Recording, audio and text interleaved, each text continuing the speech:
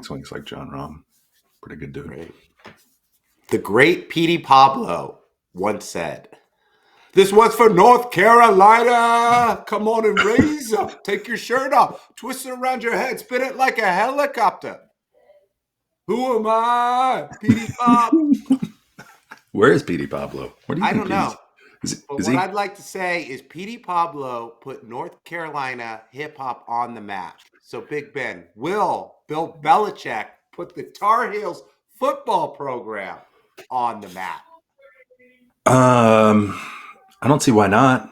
To be honest, I think Bill Belichick probably plays the same role as Saban did, kind of the GM of the program more so than head coach. Go get your really good coordinators. A lot of the dialogue and rhetoric around his hiring is getting his son a full-time gig in the head coaching job in the future. And I think they're saying that's why the stall in the negotiations took place. He Whoa, wanted to is ride this in. the LeBron playbook for college football? Exactly. Belichick, LeBron. And plus, So his son would succeed Bill as a head coach of North Carolina. exactly. And for Belichick, the dating pool just got that much bigger as there's, now 19-year-old co-eds running around that Bill can pierce from. Yeah, but that's been the dialogue. Belichick will be the head coach, but he's going to work in his son to become the heir at North Carolina. And I think Bill's dad actually coached there for some time. So there's some lineage there. Yeah. But football-wise, I love the hire. Bill's got a great football mind. Bill's defense, he can teach. I'm just worried about the present day college football. NIL, money, dealing with the TikTok generation. We'll see if Bill can do that. But that's my only concern. Bill's not going to have to do that. Bill's not going to be hired to do that. Bill's probably getting money for his own name, image, and likeness in the program. He'll find people to do the dirty work for him. But I believe it's two parts. One, it's someone to do that work. But two, it's like the head coach has to be relatable. Like, look at Dan Lanning to a certain degree. I feel like he's in tune with what's going on. Like Lane Kiffin. Dillingham. I like Dillingham. Yeah, so you're saying it's going against kind of the current trend. I think Florida Atlantic hired a 27-year-old to coach their team, which is pretty egregious. I mean, but I get where you're going. Belichick definitely bucks the trend. But for a program, look at their hiring practices at North Carolina. They had Mac Brown these last, 5-6 years? That guy's old, right? Like from identification standpoint. I think they're looking for... I think Bill probably came in and said, here's what I'm willing to do for the program. And if you're willing to hire my son, I'll come on. Yeah, and I guess it goes back to like a CEO, right? Like the CEO doesn't have to talk to his employees day to day, but he needs the people on his staff, the VPs, the directors to relate to the players. So I guess there's different ways to skin the cat. Yeah, exactly. Well, let's skin this cat. Hello and welcome to Big Ben and K Winn on NoFilter.net, YouTube, and Spotify. We're doing a lot of great things on Spotify. We've got video, we've got chapters. But if you're more of an audio podcast person, download, listen, subscribe, 5-star us. If you're watching this live or on demand, or you're following us on social media, drop your comments below. We've got some great mentions today. You guys really stepped up. I'm K Winn, he's Big Ben. Let's get it. Where are we starting? The Emirates Cup. The Emirates Cup. What is the Emirates Cup? The NBA Cup. Oh, okay.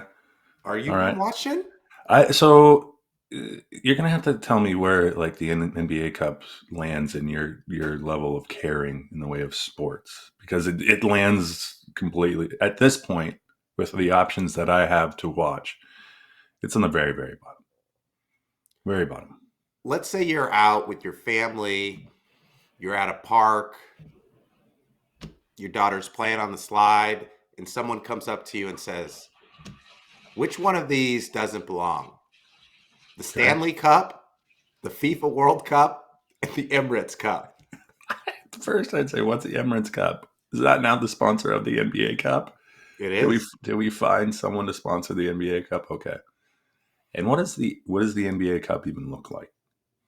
It's an in-season tournament. Here's how I compare it to. It's the Maui Invitational of the NBA. And what I Okay. mean by that, it's a little different, so don't at me. Because in the NBA Cup, everyone participates. It's like a play-in, there's seeding, there's round robins, there's knockout, all to determine a winner on December 17th in Viva Las Vegas. But here's why it's exciting. The players make money. They Ooh, get okay. money. So last night, my Warriors lost to my Rockets. So it was really a win for me because of both of my teams.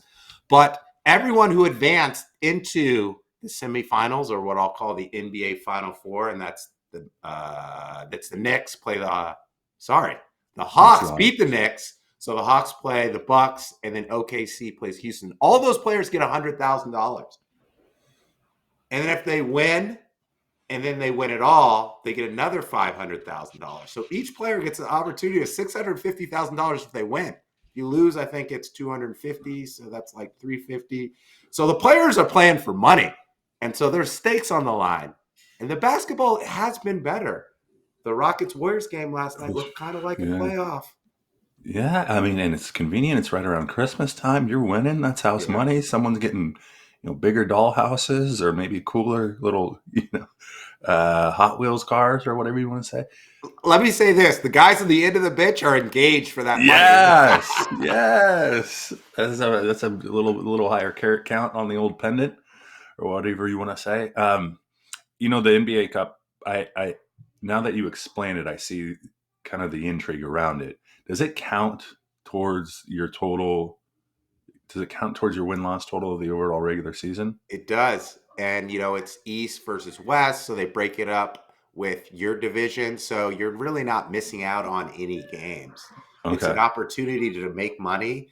And if you win, it still gives you the same benefit as before. You want to win your division. So within the framework of scheduling, though, do they schedule all the games? Western Conference, Eastern Conference. But if you continue to win, right? Do you if you lose, do you stop playing? No, Okay. you continue to play. I don't know how they do the scheduling, to be Right. Yeah. honest with you. That We'll have to that bring someone in and talk can we about that. can I we don't know get how it works. But everyone plays 82 games, 81 games. It's yeah. still the same. It's just your games are moved to Las Vegas as opposed to like a home and a away game. Listen, based on Steve Kerr storming out of his postseason or post game press conference and being perturbed, absolutely discouraged and um, mad at the refs. I mean, there is something on the line, I guess. Yeah. I like it because it makes December NBA basketball matter.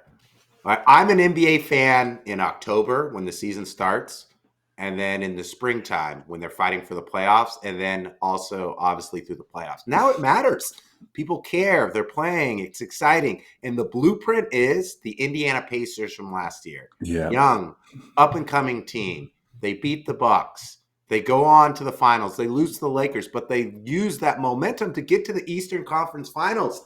Can the Houston Rockets do and carry on the same blueprint? My Rockets are young, 22, 23.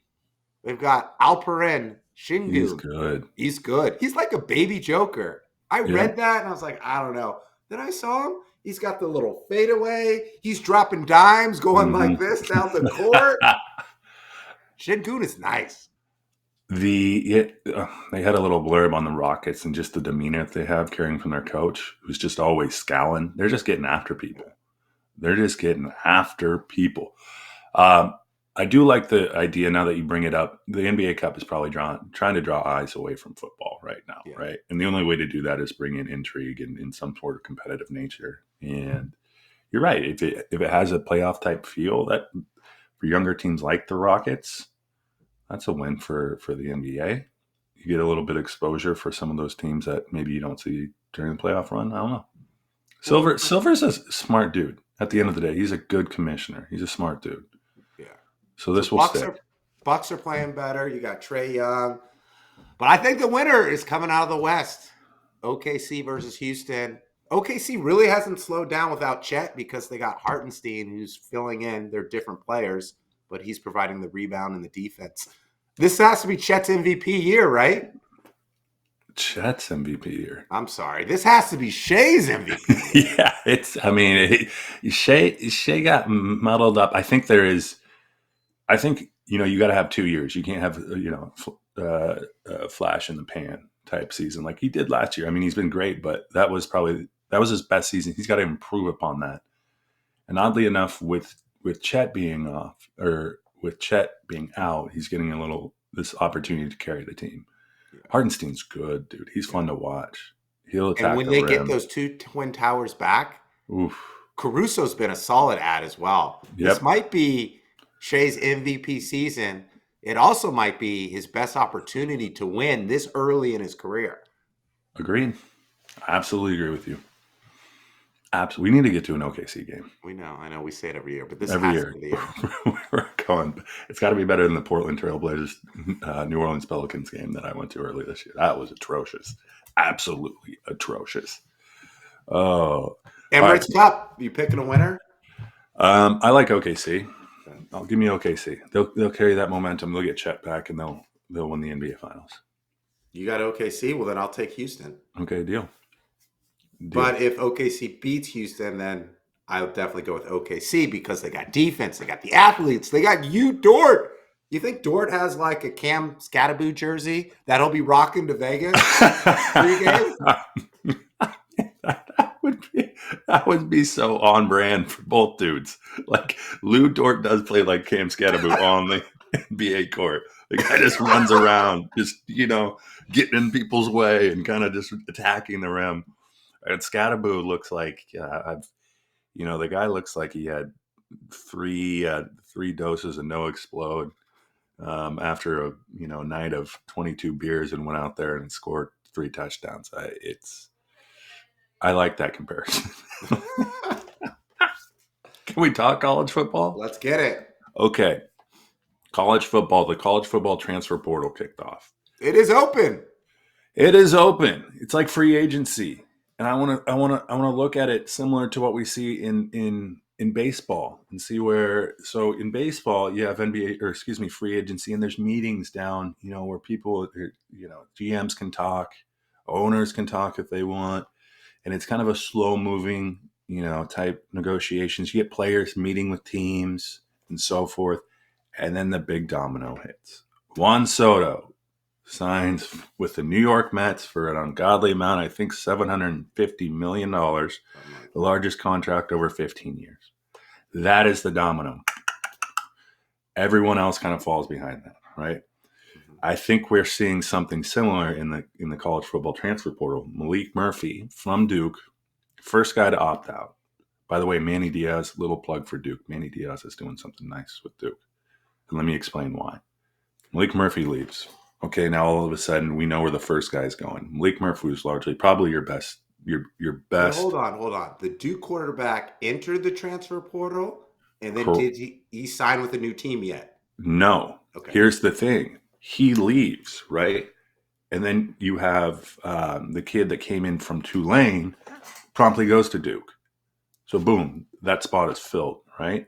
So you can't play in the bowl game, right? No. And here's the issue. Here's the issue in all this, right? Baseball is in their off season. This would be the equivalent of, someone said it, Lane Kiffin said this. This would be the equivalent of, we're having free agency literally right before the Major League Baseball playoffs, right? Now they can't play for the team, but you get the makeup of the team, and you're having to go out and find your team for next year when your team's still playing. So Lane Kiffin came out and said, this is ridiculous. I got guys going out and recruiting, and they should be getting ready for a bowl game, right? Yeah. And so you got all these transfers, and all these transfers look around and say, a kid came in, Fernando Mendoza, came into the portal because he saw a person leave from a team that he prospectively wants to go play for, right? So you got all these things going on. Miller Moss is set to transfer. So and this is a quarterback-driven league, obviously. Oh, yeah. So you got all these kids opting in and out, shuffling. And the bowl season's still going. I know. And you're probably going to see a kid in the college football playoff, maybe, where he's not going to play this year. The writing's on the wall. Someone's coming back. Opt into the transfer. Well, how are you going to pay attention to your playbook when your phone's blows up with a Venmo request for $2 million? Lane Kiffin said exactly that. He's like, what am I supposed to do? He goes, this is a worse timing. We'll get through it, but it's just ridiculous that I have to go out here and focus on the transfer portal when I'm getting my team ready for a bowl game. And everyone gets disenfranchised with the bowl games Mhm. because they're looking at, oh, I don't want to get hurt before I potentially go to my new team and cost myself a lot of money. Right? Yeah. Well, So and that then you've got the players who are going to the NFL that opt out too. So these are very watered down bowl games. absolutely. If you're the bowl game, if you're the Duke Mayo Bowl or whatever it was, or all these, there is some, there's a coffee bowl now, like a little coffee stand bowl. There's all these nuanced bowl games, but you're going to get watered down kids, second stringers, third stringers playing those bowl games because all it's free agency. How would you fix it? Oh, you got to move it. You got to move it. They had National Signing Day. I think of the second wave of the winter or whatever signing. Most kids signed earlier. That way, they're in school or whatever. But you got to move all of it after the bowl games. You got to move it all. And then, what they're doing now is I heard there's a case out there. This is the most interesting thing to me too. This we could expand on. I could talk about this all day. But they have a quarterback petitioning the NCAA foot or the NCAA football or NCAA to say that I had 2 years that I played at a certain university. This is a small university, and I didn't have the opportunity to get NIL. Well, now that there's NIL, I want all that eligibility back, right? I want to be able to earn the right to go out and earn as much money as I can and extract as much value. So what might happen is we're just going to get away with the clock, right? Normally, when you start playing, you have 5 years, I believe, to Yeah. retire that eligibility, however you want to. Once you step on campus, you have Once you 5 step years. on campus, contingent on injuries, red shirt, gray shirt, and so forth. But now you're going to have kids playing college football for 8 years potentially. Yeah. Can you imagine that? You got 27, 28-year-olds stick around in college because they're going to get paid more. They're not going to get paid in the NFL, but they can get paid in the college Yeah. football. Well, this is their opportunity to get that $2 million Sure. at 19, 20, 22. Yeah. And I heard an interesting statement by Penny Hardaway, the coach of the University Memphis. Yeah. Memphis. Yeah.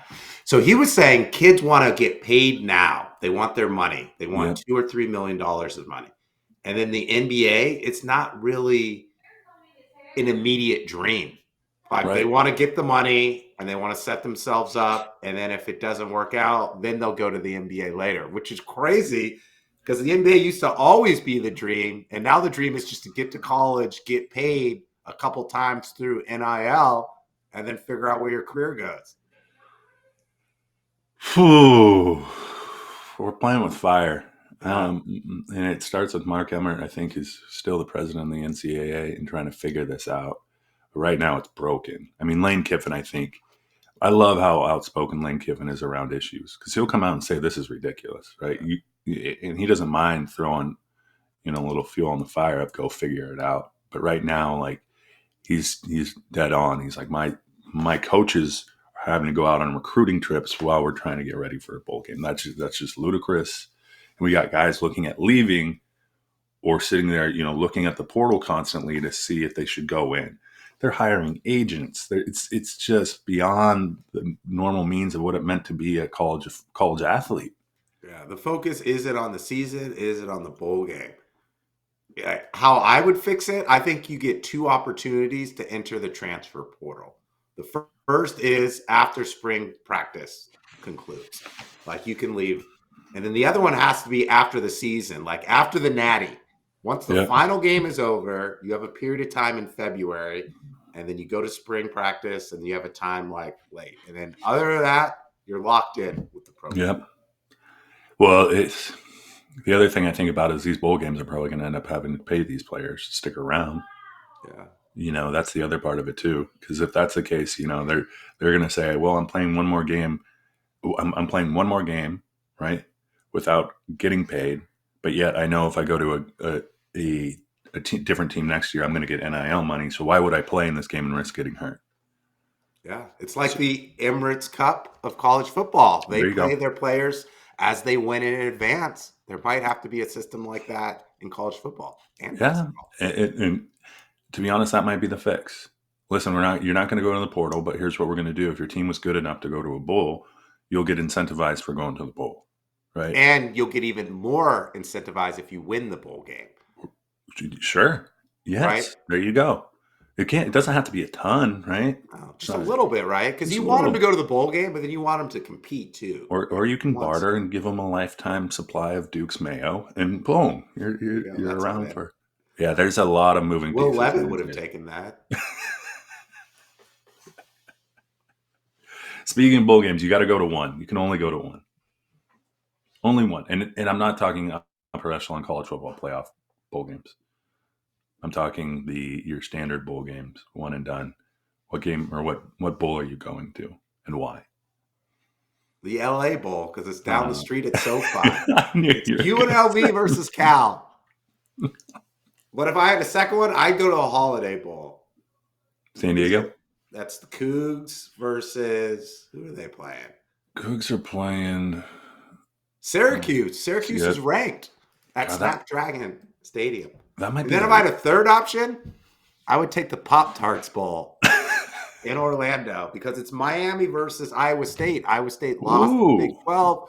Miami didn't get to the ACC Conference Champion. So I think that's going to be a competitive game. That's your And first plus, job. they might give me some free Pop-Tarts. Pop Tarts. I like toaster strudels over Pop Tarts, by the way. Ooh. Way better. What's the difference? Toaster strudels are like they're little croissanty, flaky. You know, you throw them in the toaster and they become like like it's almost like a flat croissant, right, with a little filling in it, and then you get the drizzle. You can drizzle the icing on. The Pop Tarts are like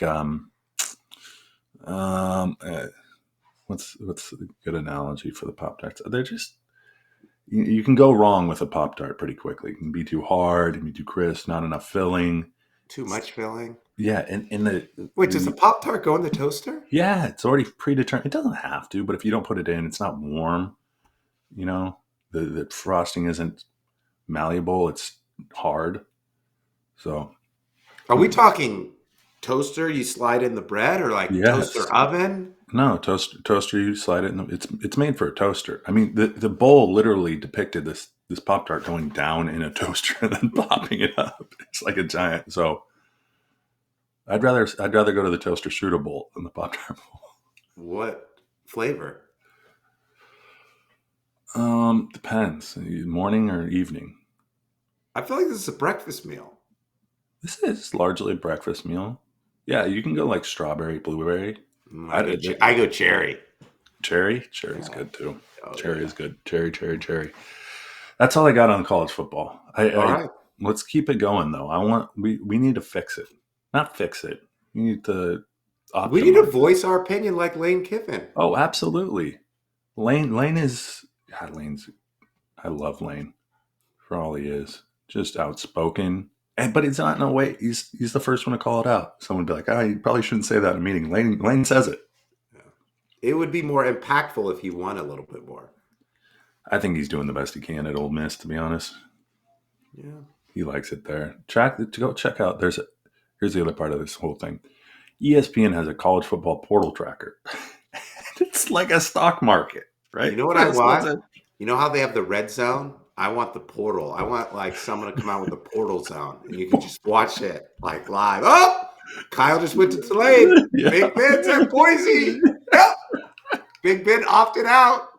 Oh my God, Big Ben! But that's what it's like. How many kids entered the portal? Hold on. How many people? How many? Give me some stats. Okay, hold on.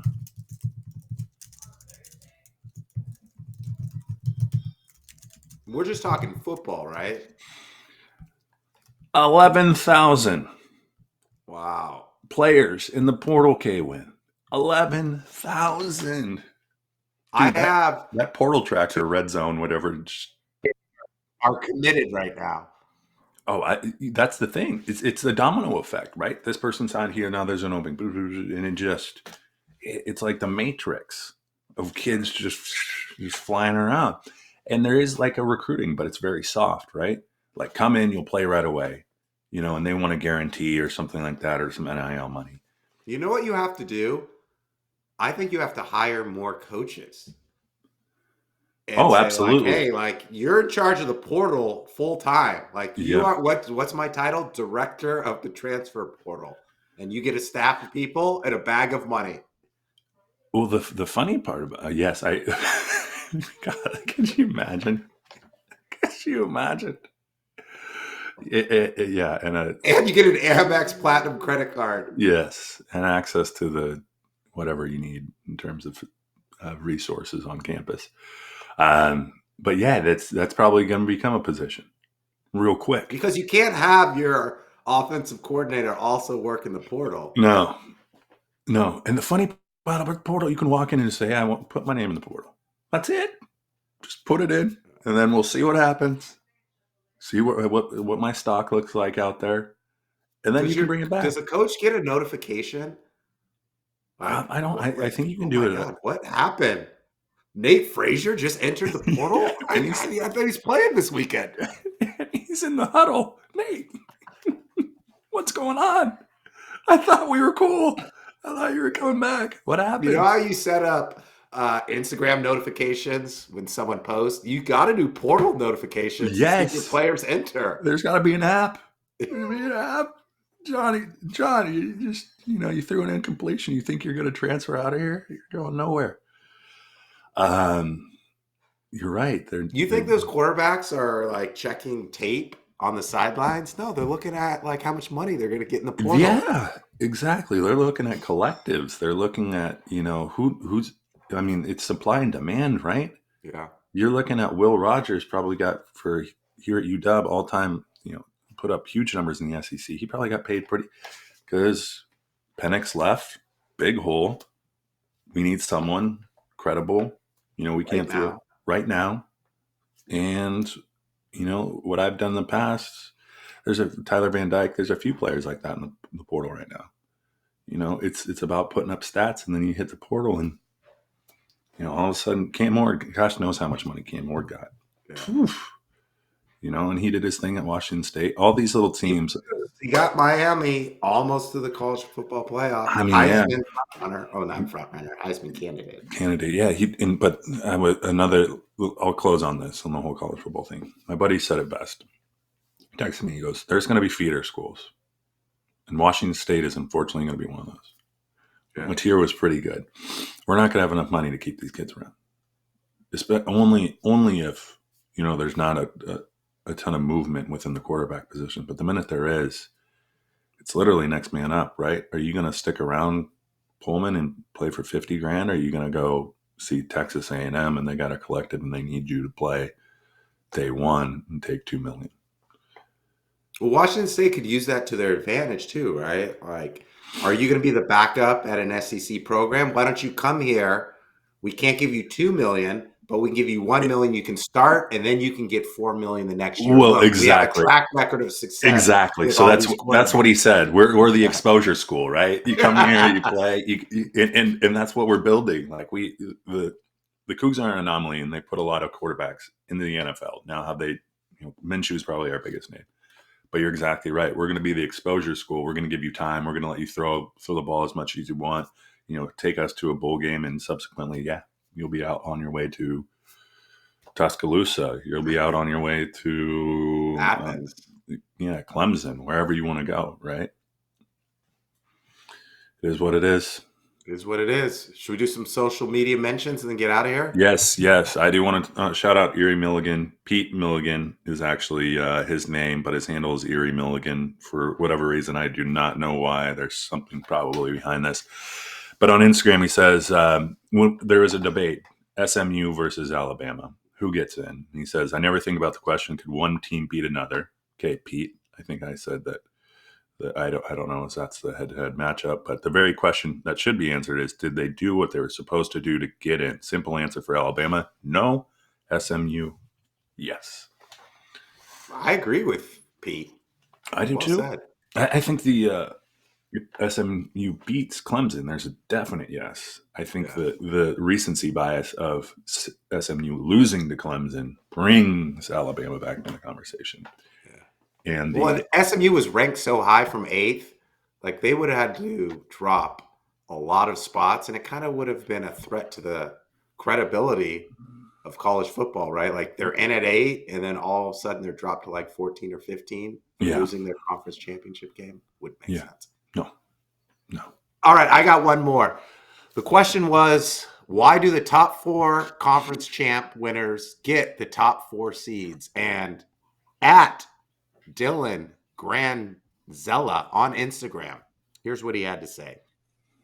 Take 4 major bowl games, turn them into an 8-team tournament, and have each tournament based on weight class. Kind of like boxing. I like where he's going. Ohio State, Bama, and Oregon are in the heavyweight class, and work down to the lightweights like Army, Boise State, etc. for your weight class is based off of strength and schedule. Like bowl games and tiers, you've got your heavyweights, and you have your heavyweight winners. You've got your middleweights, your middleweight winners. You've got your lightweights. More games, more bowls. I like that. He's sharp. Oh, are we exporting kids? I don't know. At what point are we exporting kids? We're way past that point. Are we? Just, money rules the world, my friend. It does. Money rules the world. And Big Ben and K Winn are going to rule. Rule Spotify. Rule the airwaves. Rule the podcast. Joe Rogan, look out. All right. At Big Ben, at Big Ben, K Winn _ on any of your social media threads, Instagram, Twitter, now X, Blue Sky. I don't think we're on there yet, but we're also on TikTok.